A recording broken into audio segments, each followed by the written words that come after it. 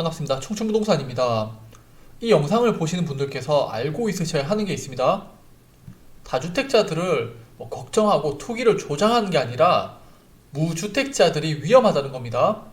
이번 조정장이 기회이고요. 이번에 또다시 주택을 매수하지 못하면 더 어려운 상황에 놓이게 됩니다. 부동산은 퍼센트로 상승하는 복리이기 때문에 일반적인 월급으로 따라잡기 힘들다는 거 아셔야 합니다. 그리고 또 하나가 있습니다.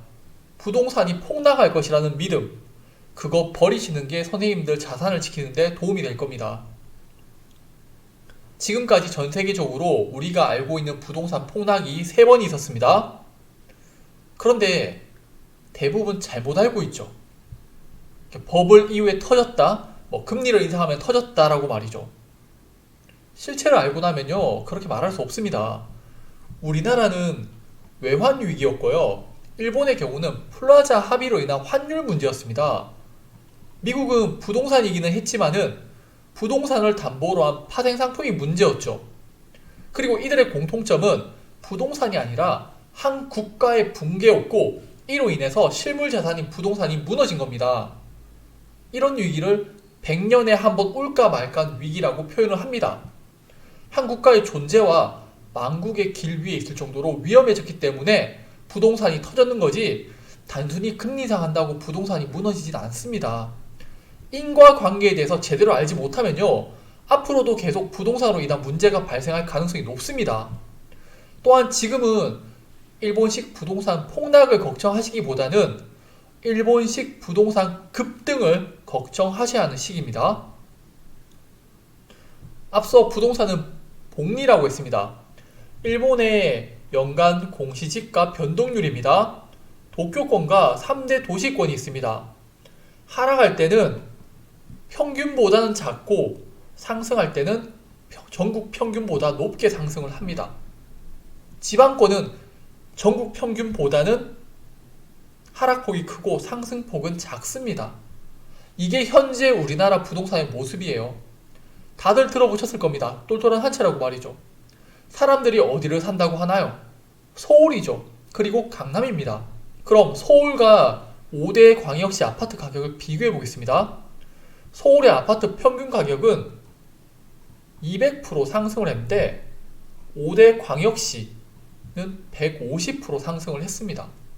첫 번째, 상승률에서 차이가 납니다. 앞서 일본의 경우 도쿄와 3대 도시권이 지방과 차이가 났었죠. 우리나라에서도 평균적으로 서울의 상승을 따라잡기 힘들게 되었습니다. 두 번째, 서울은 넘사벽이에요. 광역시에서 특출나게 높은 지역이 아니라면 아파트 한두 채 팔아서는 서울로 진입하기 어려워졌습니다.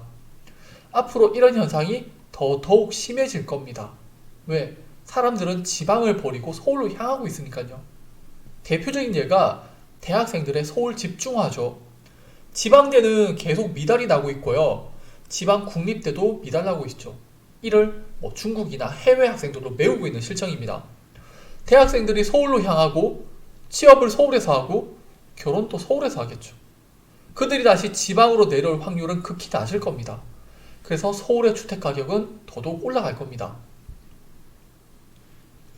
또 있습니다. 다주택자들 보유세 폭탄입니다. 이번 부동산 상승을 다주택자들에게 문제가 있다는 식으로 비난하지만 그들이 지방의 부동산 가격을 받쳐주고 있는 겁니다. 주식을 예로 들어서 포트폴리오를 구성한다고 합시다.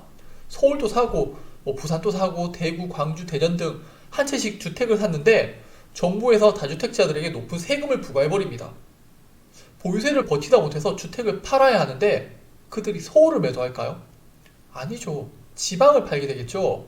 즉 또다시 서울과 지방의 격차는 심화된다는 겁니다. 우리 이번에 똘똘한 한 채라는 이야기 참 많이도 들었습니다. 하지만 그 똘똘한 한 채는 내가 살고 있는 이곳이 아니라 서울이라는 거 아실 겁니다.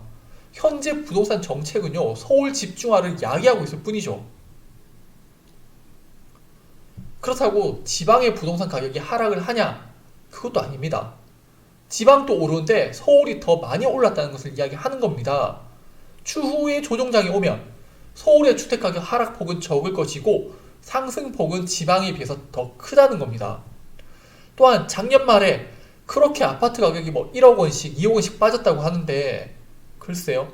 뭐 세종과 대구 정도 하락을 보이죠. 대구는 0.02% 하락을 했습니다.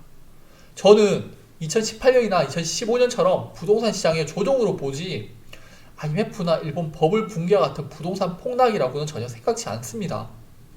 영국 템즈강에는 하우스 보트족이라고 있습니다. 과거에는 청년들이 일을 하면 주택을 마련할 수 있었지만 부동산 가격은 급등을 하고 임금은 따라잡지 못하면서 청년들은 중심지에서 계속 밀리고 밀려나서 월세가 주택 절반 수준인 보트에서 생활을 하고 있죠. 우리가 서울에서 생활하기 위해서 낙후된 주택이라도 높은 월세를 주면서 거주하는 것과 똑같습니다. 부동산은 유동성을 먹으면서 상승을 합니다. 그런데 우리의 월급은요, 부동산만큼 오르지 못하죠. 연봉 5천만 원에 3% 인상이면은 150만 원이지만 5억 아파트에 3% 상승하면은 1,500만 원이니까요. 부동산 높은 거 압니다. 가계부채도 높은 거 알아요. 그런데 부동산이라는 것은요, 쉽게 무너지지 않습니다. 부동산이 무너지면요, 우리나라 경제가 붕괴되었기 때문에 대출금리는 급등하게 되고요, 실업자들도 증가를 합니다. 그렇게 되면 은행들이 쉽게 대출을 해줄까요? 안 해줍니다. 그럼 지금도 못 사고요, 그때도 부동산 못 삽니다. 제가 부동산 상승론자? 공인중개사? 아니요. 현실을 이야기하는 거예요. 저한테 뭐 집을 사세요라는 게 아니라 무주택자들에겐 이번 조정장이 기회라는 것을 이야기하는 겁니다.